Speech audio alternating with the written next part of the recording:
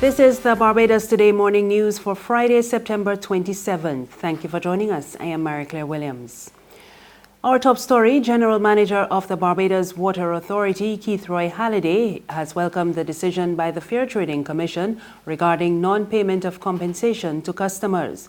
Earlier this week, the FTC ruled that the company is not obligated to compensate customers for interruption of service, although there is a standard of service in place.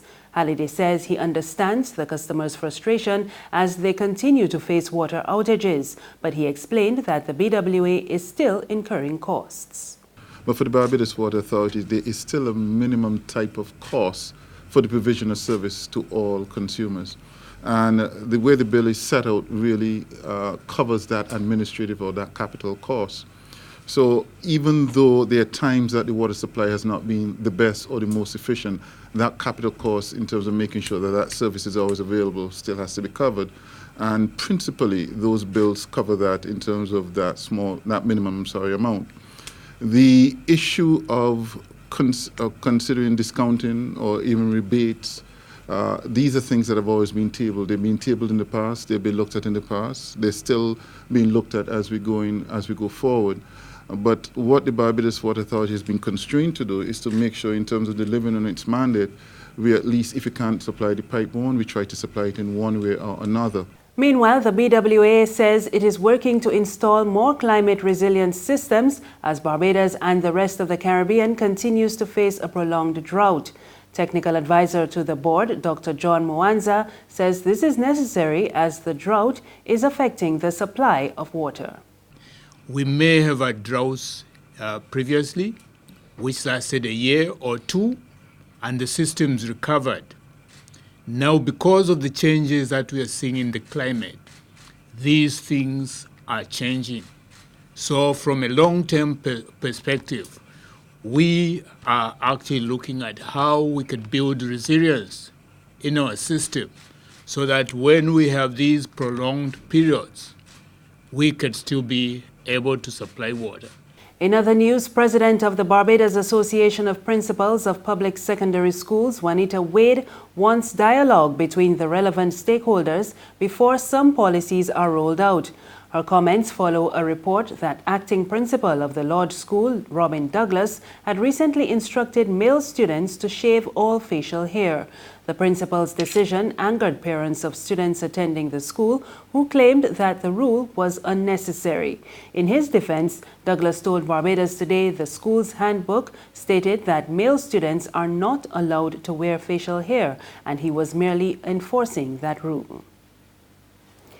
Former Prime Minister Owen Arthur has challenged the University of the West Indies Cave Hill campus to develop more intellectual leaders to help Barbados emerge from its economic and social struggles. He insisted that the university should continue to see itself as a catalyst for Caribbean development and civilization by developing its human capital. The trained economist was addressing a ceremony at the Cave Hill campus on Wednesday to launch the book Empowering Management, written by Professor Jamal Khan and Dr. Wayne Charles Soverall. He described the publication as a must-read and suggested that it provides some of the answers to the region's management issues at both the macro and micro levels. There's regional and international news after this short break. It's Festive Friday at the Bridgetown Night Market at Pelican Craft Center. Kick off the weekend this Friday from 4 p.m. to midnight with loads of food, drinks, and entertainment. Get ready for Crop Over with the Rhythm Roots Street Parade. Party like it's Kadooman Day on the street around Pelican Village with costume reveler, music, and more. It's Festive Friday. It's Festive Friday at the Bridgetown Night Market at Pelican Village Center from 4 p.m. to midnight. Admission free.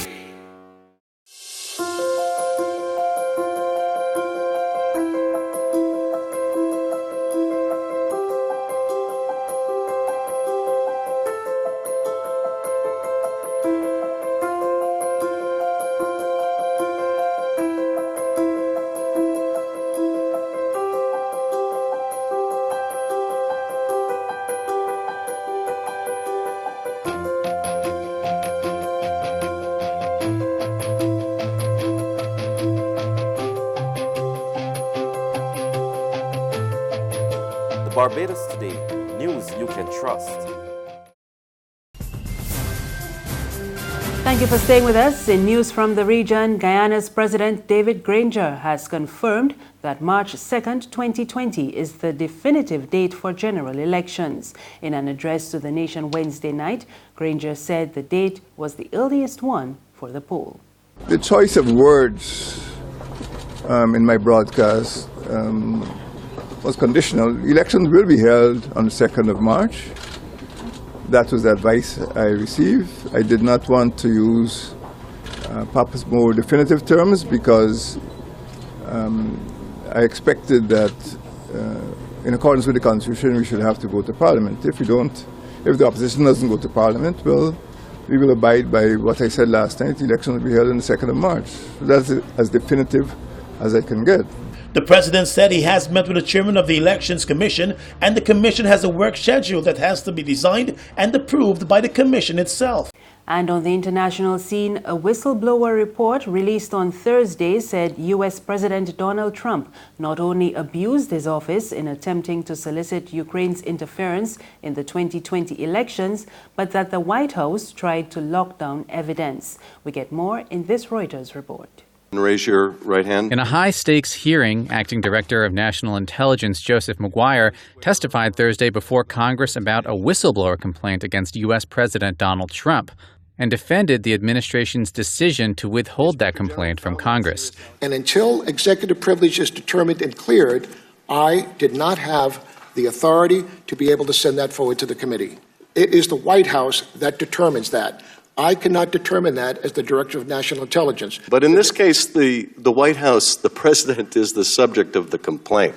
He's the subject of the wrongdoing. Mr. Chairman, as I said in my opening statement, I believe that everything here in this matter is totally unprecedented.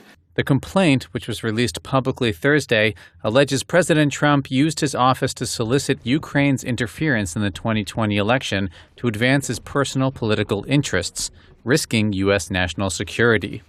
The complaint details the July 25th call, the notes from which were released Wednesday, which showed Trump asking Ukrainian President Volodymyr Zelensky to investigate Joe Biden and his son Hunter. According to the complaint, the whistleblower was contacted by multiple White House officials who said they were deeply disturbed by the president's conduct on the call.